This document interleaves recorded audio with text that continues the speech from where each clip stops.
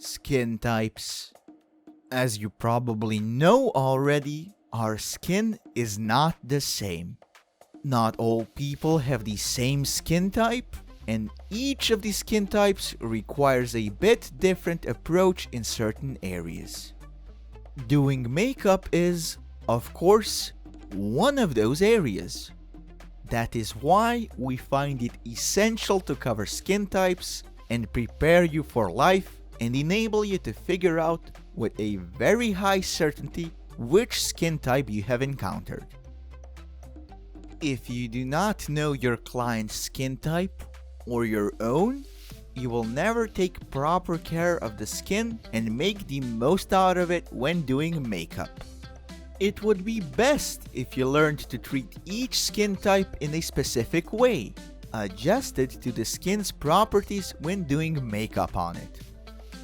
Because, if not done so, the final result will differ when you do the same steps on each skin type.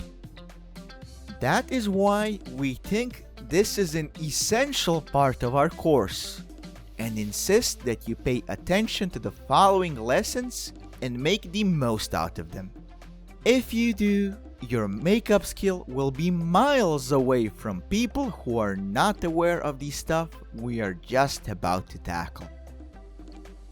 Let's take a deep dive into this topic by covering all the different skin types one by one and talking a bit about each one, its main features, how they look, and how they should be treated. Normal skin is what we all wish to have. You can say that it is smooth, evenly textured with small, barely visible pores. It might be considered pleasant to look at, and the most comfortable skin type to do makeup on it for sure. All that due to its very consistent nature. It is a perfect combination of dryness and oiliness, so makeup absorption is the best. The fact that skin color is consistent also makes it easier to work with. It means that the skin produces just the right amount of sebum oils, so that the skin stays well hydrated, smooth, full of elasticity, young looking, and well balanced in general. There is not much to say about standard skin type because everything is easy and straightforward. You do not need to pay closer attention to any aspect of the makeup process because every makeup should go as smoothly as possible. After all, you will not be fighting oily skin or have client skin absorbing all the products you apply because it's dehydrated.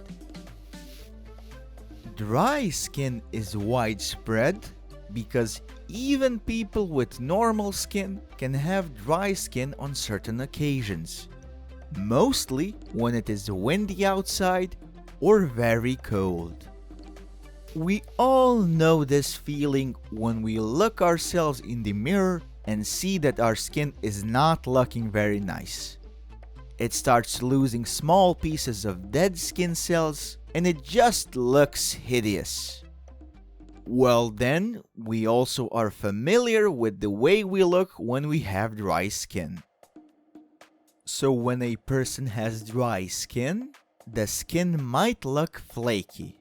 It might feel rough and uneven or tight, with possible stinging. After washing, it can be very sensitive and you can have a weird feeling. Pores are tiny, almost invisible to be exact, and all this is due to the dehydration of the skin. Oil production is not working well enough to get our skin coated and isolated from the outside world and prevent the water from evaporating from our skin's surface.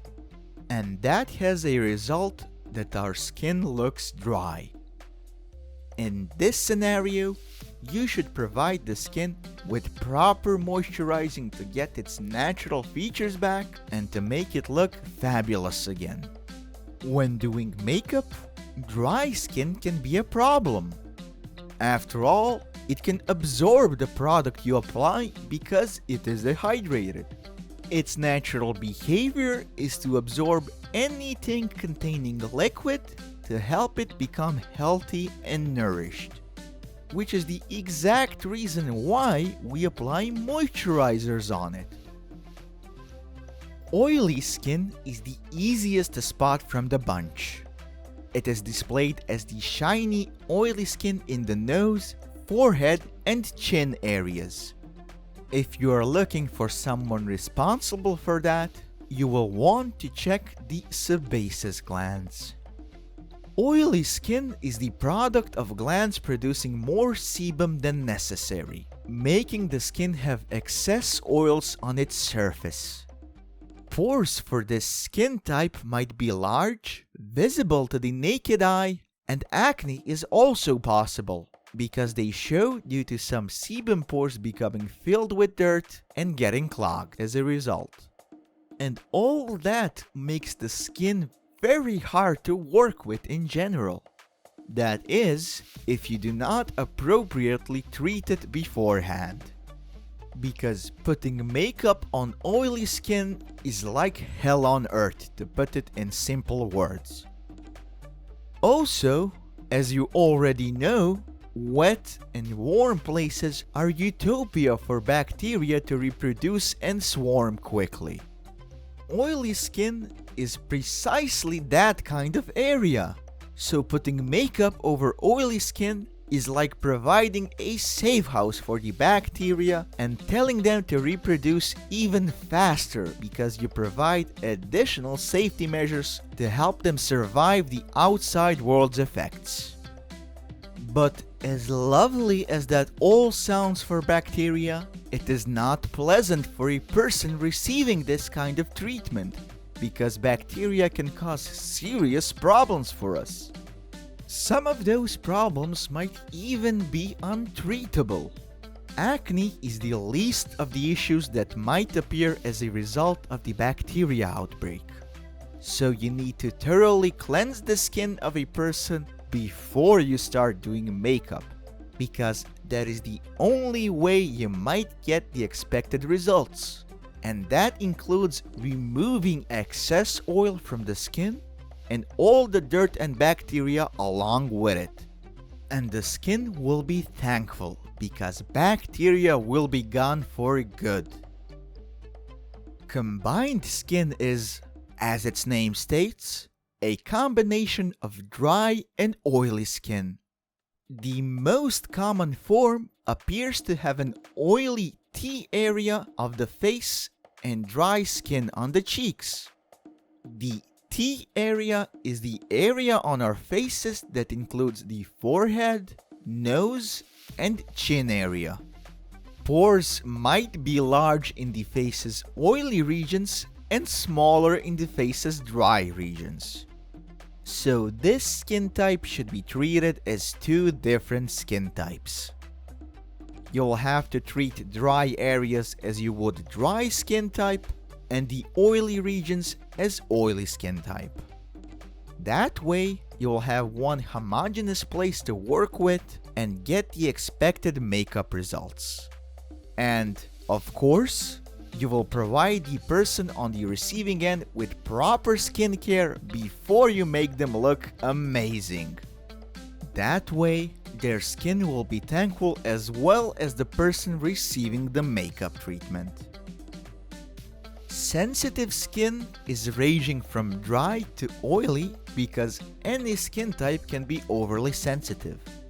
It can be easily irritated by makeup products, moisturizers, or anything in general. Redness can be showing in irritated areas, making the skin feel itchy. So, you will have to use mild, natural products that will consist of mostly natural ingredients to make the skin irritated as little as possible. This skin type is the one to pay close attention to and treat with the most care. Make sure to test out what kind of products the skin gets irritated by, so you know what to skip from your products and replace those products with the finer ones. So this was a short lesson on what skin types exist and to prepare you to treat different skin types with proper techniques so you will get the most out of any situation you might encounter. This lesson is fundamental and should be treated as such. You are also encouraged to read about this topic online to improve your knowledge on this subject further. Of course, you can stumble upon some additional types of skin. Still, the ones listed here are the most common, and listing absolutely every single type will make this lesson last forever. Even longer than the lesson about makeup brushes, believe it or not. So we will conclude our talk about different skin types here and continue our discussion on a new topic right away.